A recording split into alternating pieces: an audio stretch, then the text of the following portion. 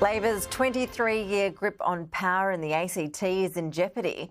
A sharp rise in the independent vote has the Liberal Party within striking distance of forming government as votes continue to be counted.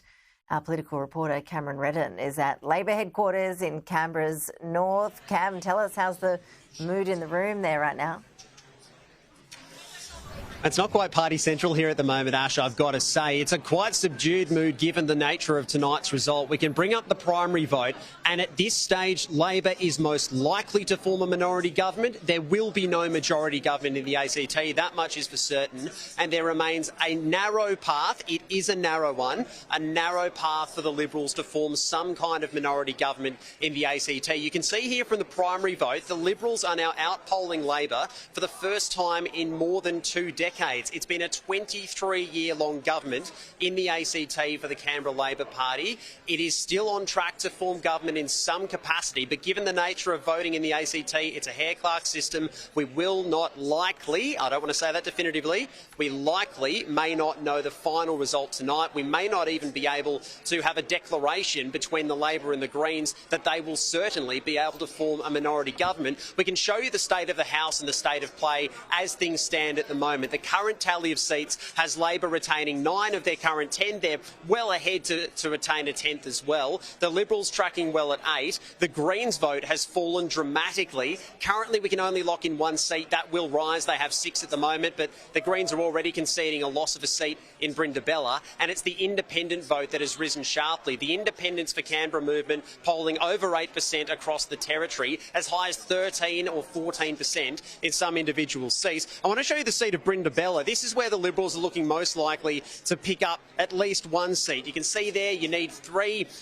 3 would be a majority in each seat. You've got 5 candidates for each one. You need to get basically a whole number, and that guarantees you a seat. So you've got Labor on 2. The Liberals are within striking distance of a third there. That would be a gain. And if we look at Kurrajong, this is where the leaders are. In Kurrajong, Elizabeth Lee, the Liberal leader, as well as Andrew Barr, the Chief Minister, they call that seat home. So too does the Greens leader, Shane Rattenbury, and he's already spoken tonight about his disappointment in the Greens vote in this seat in particular. In Kurrajong, this is where the Independents look set to pick up a seat through Thomas Emerson. He's the son of a former Labor minister and has been the face of this campaign for independence in Canberra as a former staff member for David Pocock. So as it stands, there will be no majority government in the ACT, and we may not have a result tonight to declare which way or another a minority government may fall. There is some scepticism, I suppose, within the Liberal Party. They don't want to get their hopes up too high, noting that it is still a very narrow path. They would need independents to side with them and everything else to go right.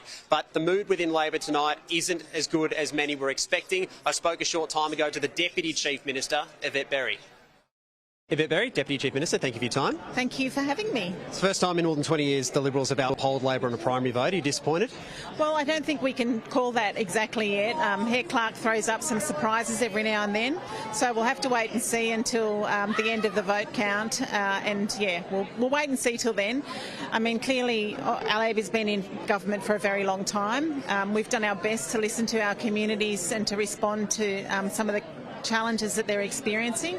We know we need to keep doing more to make sure that we're providing that really fresh and progressive approach to them. But obviously when there are new candidates in that work really hard, then that provides a bit of a challenge for us. You mentioned Herr Clark. We still don't know how the votes will finally settle. It looks most likely that Labor will hold its 10 seats, most of those. The big drop has been the Greens, your minority partner. Do you put that largely down to the rise of the Independents, in particular the Independents for Canberra? Look, it looks like that. And we've seen the popularity of David Pocock in the federal seat, and I think the Independents for Canberra have relied on that popularity more than anything.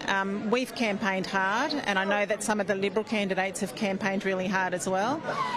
So we'll see that in the outcome. But definitely the Independents for Canberra has kind of been a little bit of a popularity amongst our community because of David Pocock. Yeah. So you think David Pocock has had an impact, even though he's in the federal level, that's a big factor in this result tonight? Absolutely. When I've been talking to people on the doors and they've suggested to me that they might be thinking about voting independent, I said, well, just remember you're not voting for David Pocock. You're voting for other people who may not be as progressive as he's come across, and so make sure you really understand who the candidates are that you're voting for before you make that choice. And then, the conversations have turned back to, well, Labor's there, it's certain, you know who we are, we've delivered in the past, we'll keep delivering, and that's what we're seeing on the ground. Is there any reflection here on Andrew Barr's leadership? He's been in the job for 10 years. Should he lead Labor to the next election if you do indeed form government after tonight? Oh, well, that'll be a decision for the Chief Minister to make, but he's done an excellent job, and people say that on the doors all the time, particularly through some really difficult circumstances. Nobody could ever predicted what's been happening as an international health pandemic, but also bushfires and hailstorms and the La Nina, the water impact on our community. And he was able to lead us through safely with the backing of Labor members like myself and my colleagues to get us through some really challenging circumstances. Now we've got another challenge, and that is housing, cost of living, making sure we have those health supports there for people who need us in a growing population. So those are the ones that we need to overcome and listen to our community. Just finally, majority out of the question, but are you confident you will form a minority government when all's said and done? Again, we'll have to wait and see. Hare Clark is a fickle beast, and you have to wait until those last numbers are counted. Yvette Berry, thank you for your time. Thank you very much.